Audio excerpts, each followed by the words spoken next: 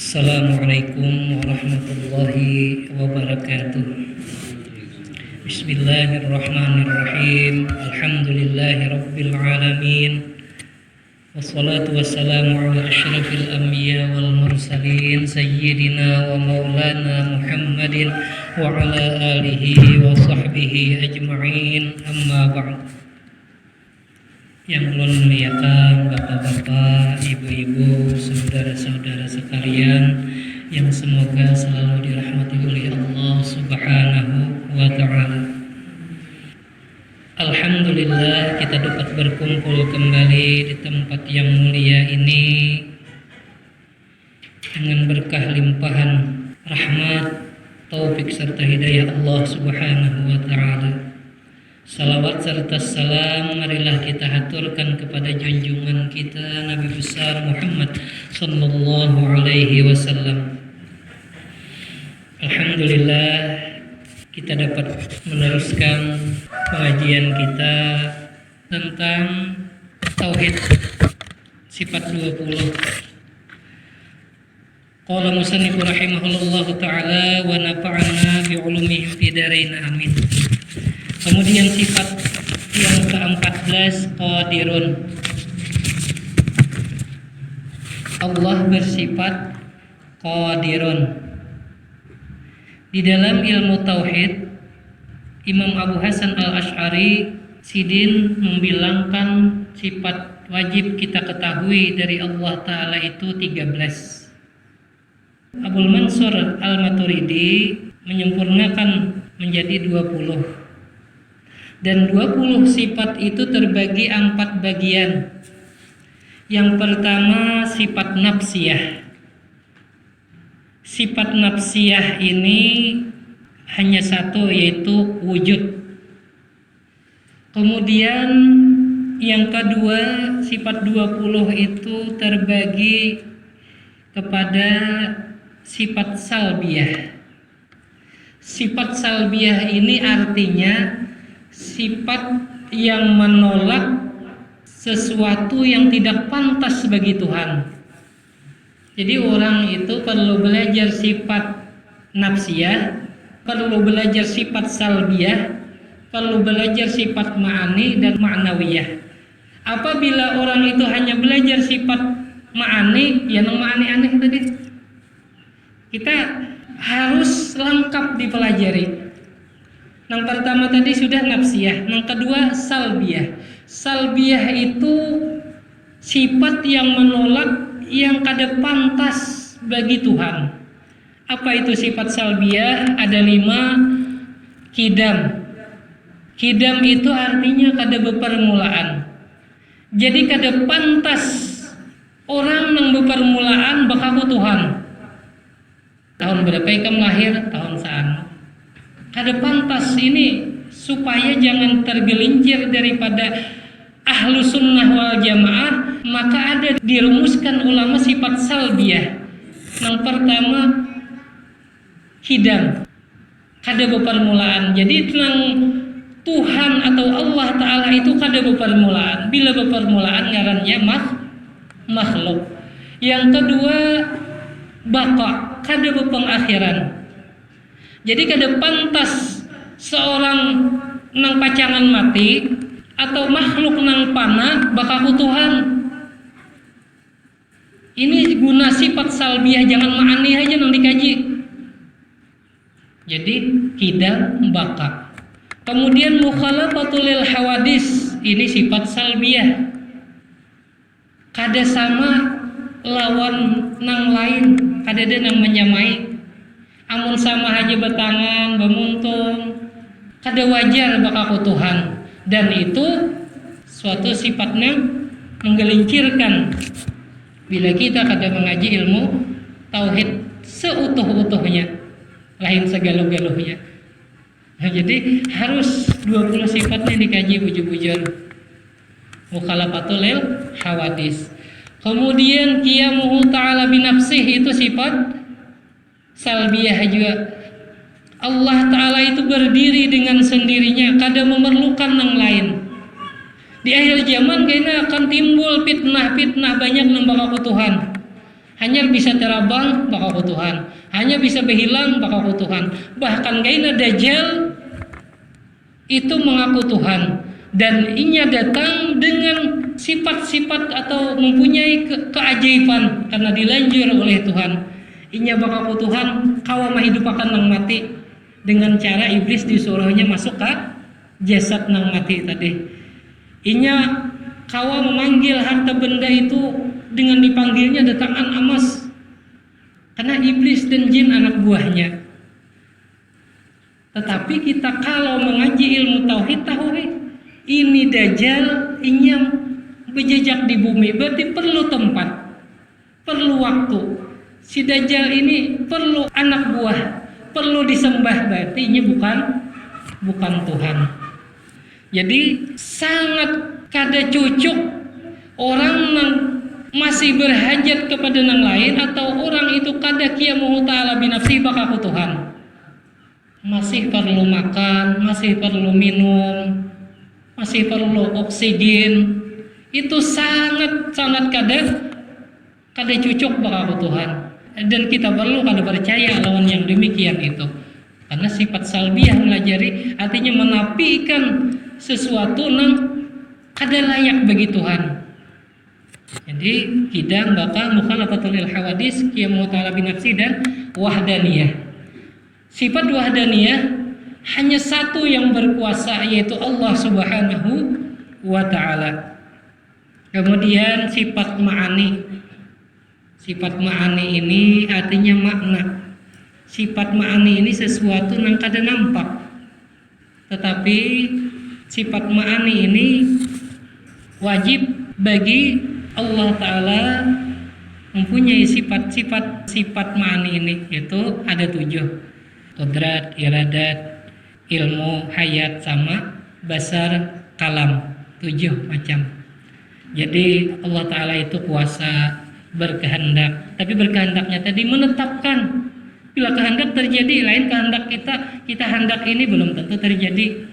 Nah, kita ini dihendakkan aja, tapi iradatnya, nang hakikatnya nang berlaku Allah Ta'ala. Ilmu, nang berilmu hanya Allah. Hayat, nang hidup itu hanya Allah. Satu-satunya nang hidup hanya Allah. Nang mendengar, melihat, itu Allah. Kalam, nang berkata-kata, itu adalah Allah Subhanahu wa Ta'ala. Lalu kita memasuki sifat maknawiyah. Sifat maknawiyah itu berlazim-laziman dengan sifat ma'ani. Supaya lebih pahamnya, sifat ma'ani dan sifat maknawiyah itu sama aja. Cuman bedanya kalau ada sama mendengar, sifat maknawiyah sami.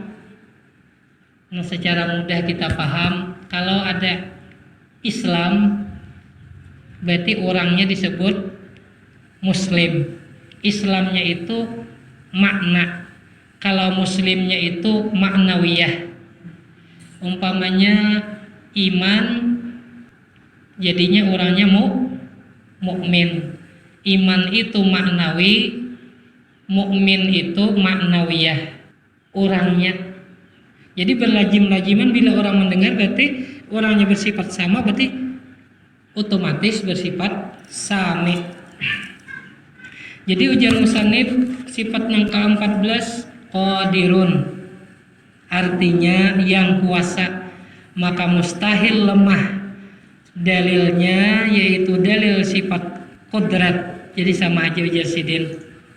Dalilnya qadirun ini yaitu innallaha ala kulli syai'in qadir.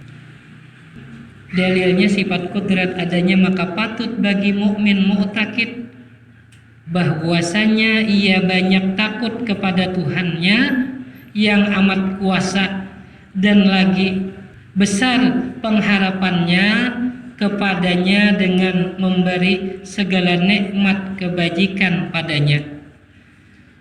Orang yang meyakini sifat qadirun dengan seyakin-yakinnya, maka kehidupannya itu ada 2. Yang pertama, ia takut dengan Allah, dan yang kedua diimbangi dengan harap atau raja, seimbang antara takut dan harap.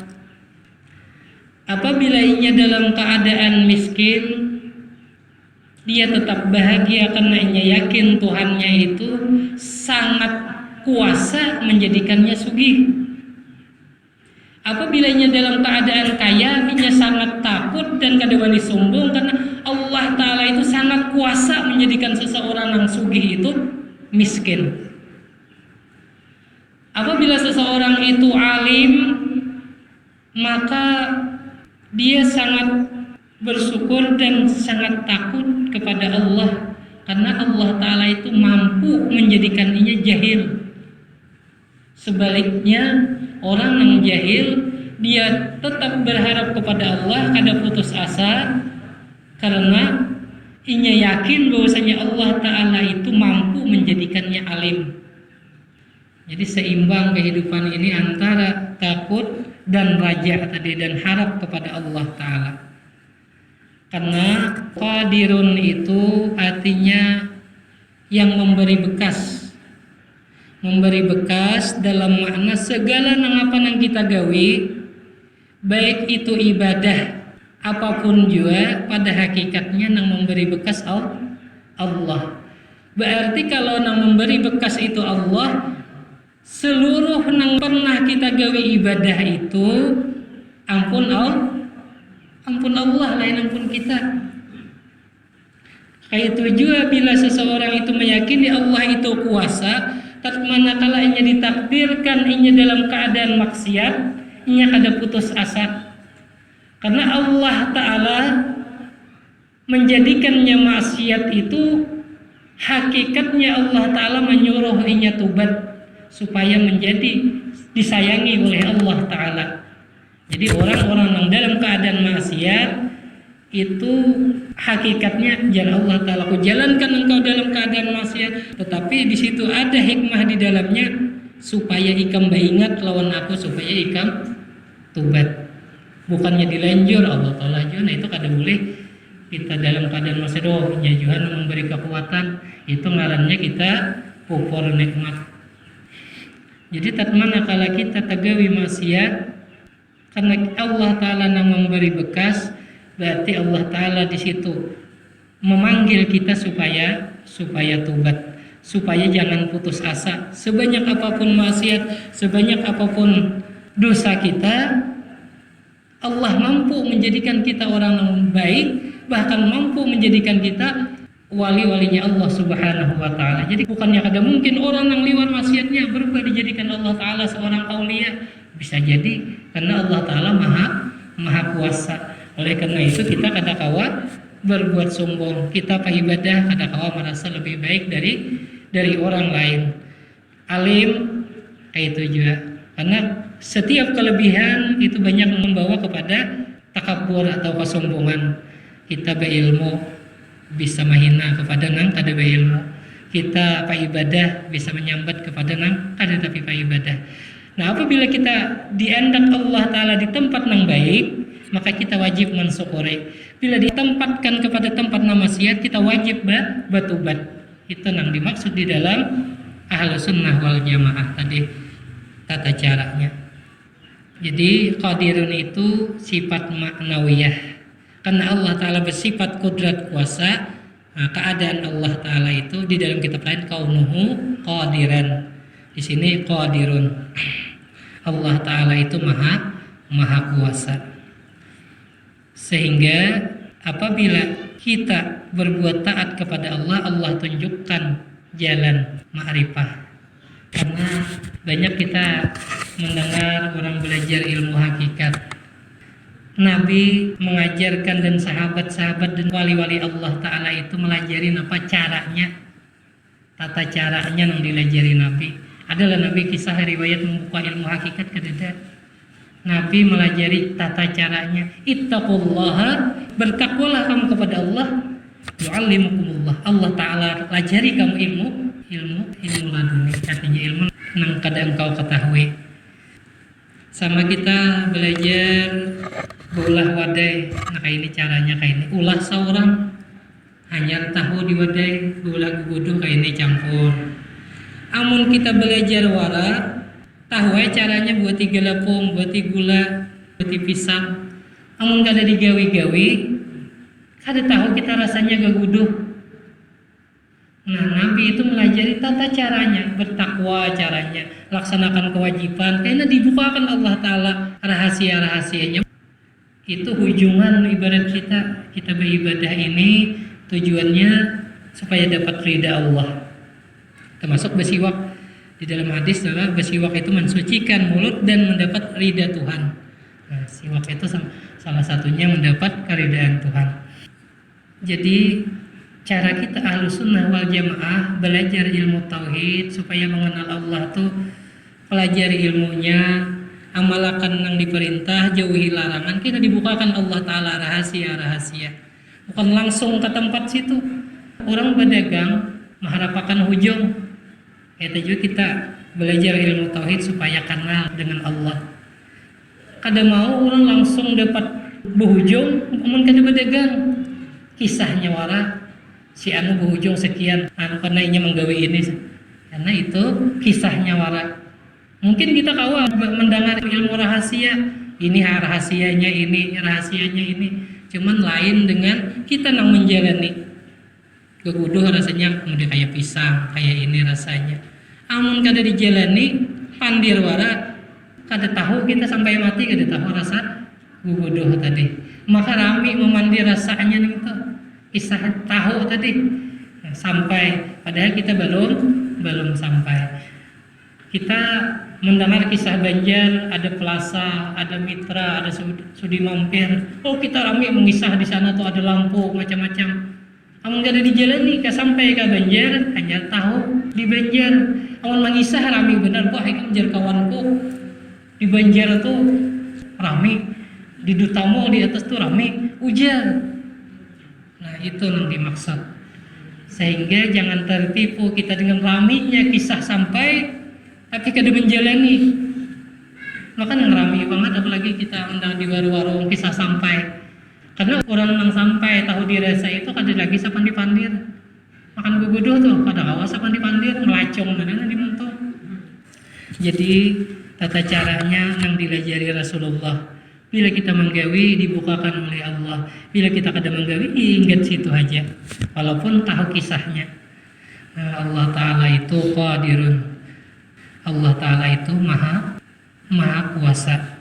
Sama aja ini dengan kodrat. Tetapi perbedaannya kalau kita meyakini qadirun ini seimbang dengan takut dan raja. Harap dan takut kepada Allah Subhanahu wa Ta'ala sesuai keadaan. Karena bilanya sudah tua itu disuruh banyak rajanya. Karena beribadah kali tapi kawal lagi. Nah, jadi hati ini banyak sangka baiknya lawan Tuhan. Allah Ta'ala itu maha pengampun. Insya Allah diampuni Tuhan hanya dosa-dosa kubahari. Nah bila kita nangan ini dibanyaki takutnya. Aku ini banyak disihatkan badan masih. Jadi disuruh Allah Ta'ala beribadah dan berharap supaya Allah menerima amal ibadah kita. Kemudian muridun, sifat ma'nawiyah yang kedua, muridun wallahu a'lam bissawab. Qadirun itu kurang lebih sama aja dengan kodrat pembahasannya dan dalil-dalilnya. Cuman bedanya kodrat itu ma'ani, kalau qadirun itu ma'nawiyah. Ibarat kita ini Islam, ma'nawiyah itu Muslim orangnya yang berhubungan dengan zat. Maksud ma'nawiyah itu sesuatu yang ada di zat. Kayak orang itu alim, ilmu kada kelihatan, ma'nawiyahnya alim, orangnya kelihatan tapi ilmunya kada kelihatan. Kalau kita sambat orang itu alim, ilmunya kada kelihatan, orangnya disambat alim. Berbeda artinya mutalazim, saling berladim-ladiman. Tentang sifat ma'nawiyah daripada qadirun. Mudah-mudahan kita disehatkan oleh Allah Ta'ala zahir dan batin, kemudian diberi rahmat hidayah taufik oleh Allah Subhanahu wa Ta'ala dalam berada di dalam kebaikan zahir dan batin. Lahadatin Nabi Mustafa Rasulullah sallallahu alaihi wasallam wa ala alihi wa sahbihi wa dzurriyyatihi wa sahbihi kiramil